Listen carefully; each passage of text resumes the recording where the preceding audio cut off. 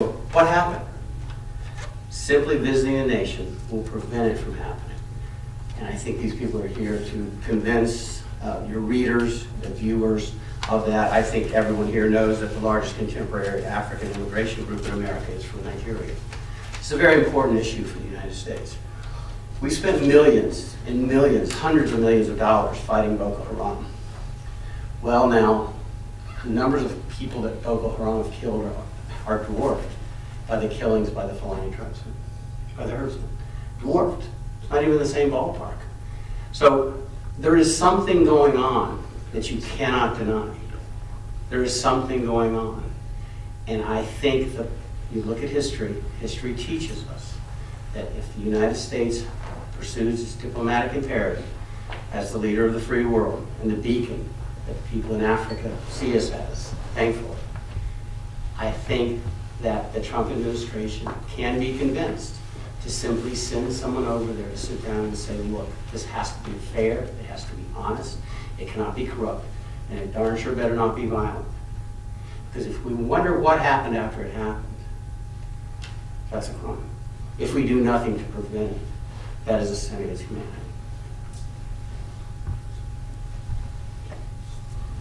I think there's an additional incentive for the Trump administration to take the prophylactic action that's been described, and that is insofar as the president is preoccupied with illegal immigration. If he thinks the immigration problem stemming from Arab Spring and the uprising throughout the Middle East was difficult, wait till he sees 200 million Nigerians fearful of their lives and their property, seeking, as you would naturally expect, some place where they can feel comfortable and safe. So it's, in some sense, a matter of Trump's own agenda to see that Nigeria does not explode and we get a second wave after the initial wave that created so much havoc in Europe, Mediterranean, and elsewhere. Why don't we open now questions for the audience? I don't know whether you need a mic in order to be heard. Is there an extra mic, or should I just borrow this? You can use the two mics there and then the mic. Okay, that's true, actually. Yes, sir. Let's give. If you want to identify yourself too. There you go.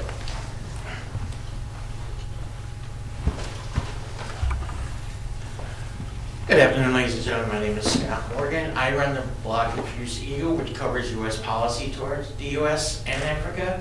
I also know prior military veteran and a security analyst. This past fall, Tibor Naj, who is the Undersecretary of State for African Affairs, visited Nigeria. So my first question is to the Nigerians, did you have a chance to meet with him during his visit? And secondly, for the American on the panel, have you reached out to his office to get a readout of his meeting? Because basically, you could actually, he was there late October, early November, right after he was finally confirmed by the Senate. Nigeria was one of the first countries he went to, besides several other trouble spots. And secondly, about the security, about the election itself, I agree with you about what's going on. Another factor, I would like to address specifically, the sister from the issue, is regarding what's going on in Cameroon, with the Cameroonians driving people into the Niger Delta. How much more of a destabilizing factor will that be before you have the elections? If I could answer, yes, they have prepared, the group, We the People of Nigeria have prepared a letter that they're presenting to the State Department, to Mr. Naj's office. Additionally, they'll be presenting a letter tomorrow to the acting ambassador, the U.S. ambassador, Mr. Cohen, Jonathan Cohen. I don't know if you know it, and certainly people should be aware. He gave a wonderful speech on January 10th at the Security Council that really laid out the issues and the concerns. It was, of course, in diplomatic language, but it was as strong as one could expect, and it was quite a break from the past. And so they will be visiting his offices tomorrow to drop a letter off that asks for the things that are being discussed today. I know I also know he's traveling. Another person you may want to give that letter to would be Ambassador Brownback as well. Right, right, especially from the issues of Thank religious you. freedom and the persecution of various religious parties. It used to just say it was persecution of Christians, but it's not just Christians anymore.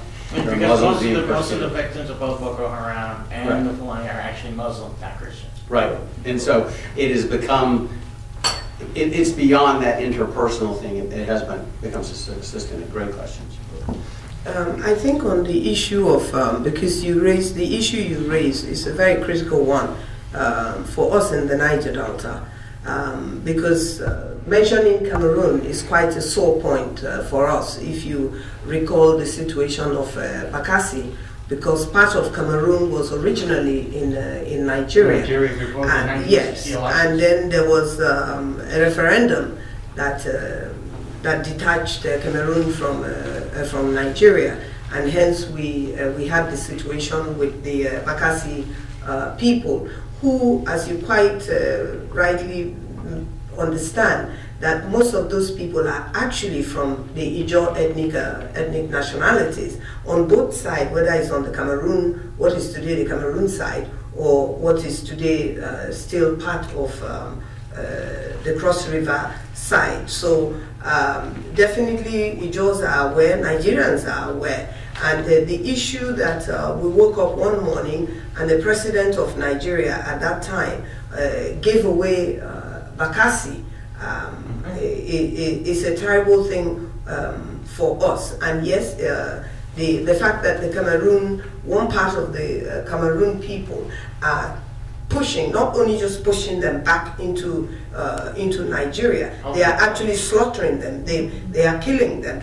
You know, so yes, that is an issue for us in the Niger Delta, and it is a security issue, and it is also an issue where those people are Nigerians and they've been disenfranchised. They cannot even vote in the elections. And when people, like when diplomats come in from America, they usually, it's just a political thing, it's a governmental thing. People like us who are not politicians, who are speaking up for equity and justice, are hardly involved, and you will find that it is at this very late stage, almost at the very late stage, that people like us have said, look, we have to do something. We have to have our voices heard. Let it not just be a political thing or a governmental thing. Let individuals be committed so that we avert bloodshed and destruction. I would just like to make a comment about the Boko Haram that you mentioned, that a lot of the attacks were majorly to the Muslims. Southern Borno and Southern Yobe are predominantly Christian.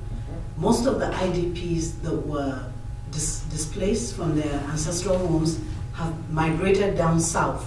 It is actually some that went into Cameroon and Niger Republic. So there's a huge significant Christian decimation that was done by Boko Haram also, which is almost, if I want, equal to the number of Muslims that were displaced. So yes, security is very huge. And for the middle belt, because Southern Borno, those ethnic nationalities from those regions are middle belters, which are the people I represent here. So again, security is an issue to us, and that needs to be paid attention to. Louis, did you want to? No. Any further questions? Anyone want to make any final observations before we bring our press conference to a close? I wanted to ask one question. The other members of the panel, remember, I think it's '93 when M.K. Abiola was elected. It was accepted as fair, and then there was a military coup. Is that a real possibility, February 16th of 2019, and why do you believe that? It's a huge concern.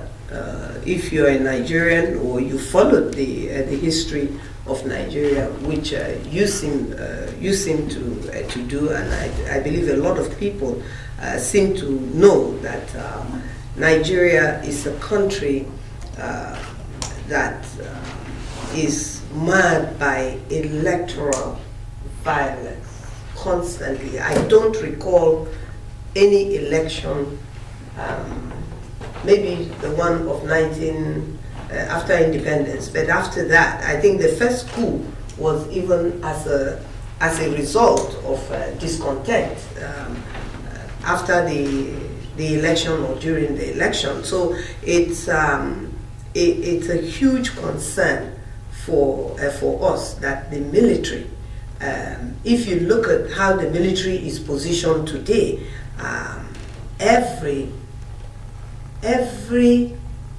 senior person within the security apparatus, from police to civil defense to Air Force, everywhere, it's from a particular region of Nigeria, is of a particular religion. These are the facts, and by mentioning them, we're actually trying to resolve them. By hiding them, we're trying to exacerbate the issue by going into denial. Yes, there is concern that what's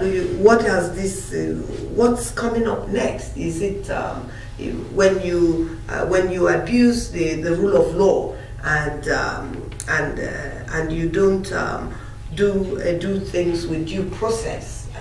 I think the next, and when you set the Constitution aside, bearing in mind that the 1999 Constitution of Nigeria is basically a military decree, but I think that's a discussion for the future, because we also have to look at how we will get a brand new constitution if we truly want a brand new Nigeria. So if you look at it from that point, you cannot run away from the fact that Nigerians should be genuinely concerned, and not only should we be concerned, we should make it clear to the world and to the politicians and to the military that Nigerians will not accept a military intervention.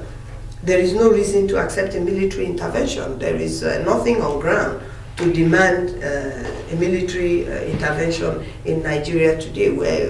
We are a democracy for what it is worth. It was democracy that brought Obasanjo in. It was democracy that brought Yar'Adua and Goodluck Jonathan. It was democracy that brought in President Buhari, who attempted to be a democratically elected president after he had taken power as a military general at that time, and subsequently as a retired general 3 times, and I think at the 4th time he succeeded. Now, because anybody is a retired military person or military general does not mean that when they come to governance through democratic processes that they must run the country as if they are military dictators. Buhari should not see himself as a military dictator.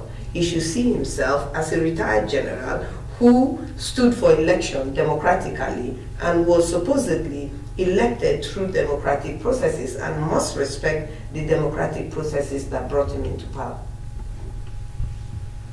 Because ideally, this is how Nigerians think it could possibly play out. Come February 16, the election is held and the incumbent loses, he hands over